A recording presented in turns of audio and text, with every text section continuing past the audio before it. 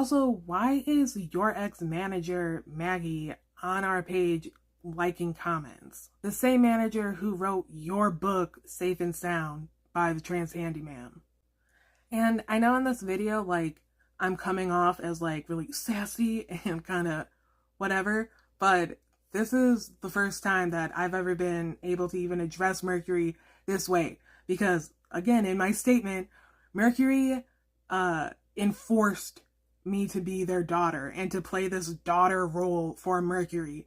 Mercury insisted on me and Bridgett referring to them as our parental figure, and Mercury would refer to herself as our parental figure to other people. It wasn't just, oh, we were just kind of co-workers, like, no, there, again, it's in the statement, it's in the terms we use are specific and matter for a reason, because that's what happened. And that, again, showing the full context explains and shows exactly how it happened and maybe why it happened. It also shows that it's been happening, and again, a long pattern of abuse that hasn't stopped.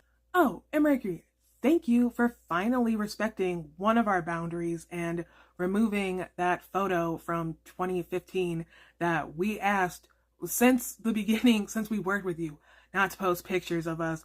Again, it's in Bridgett's statement, and the poster that you took and the photo of her that you took and then had manipulated to look like a bondage photo, which then turned out to be a secret fetish of yours.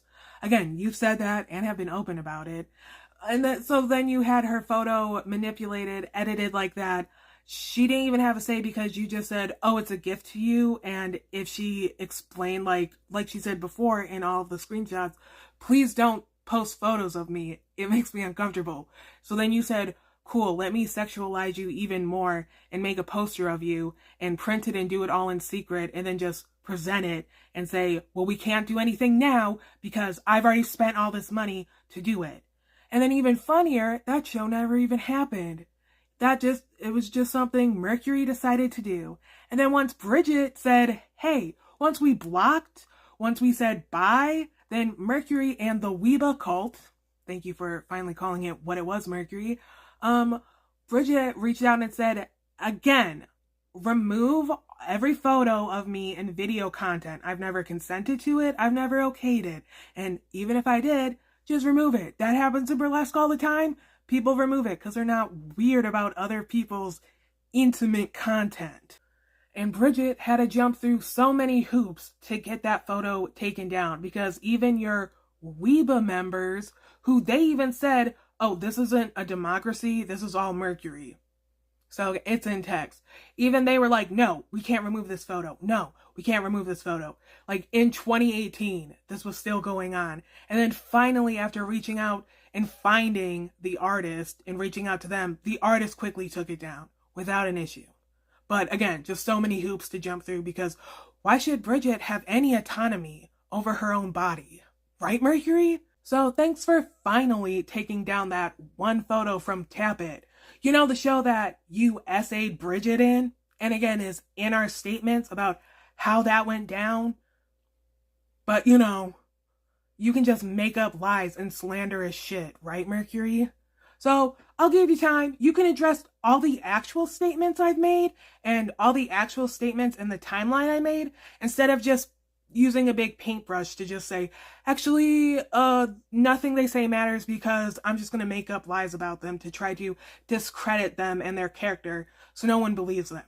Almost like that's victim blaming 101 and attacking victims and what specific predators do when they want to try to silence victims. But I'm not going to use psych terms.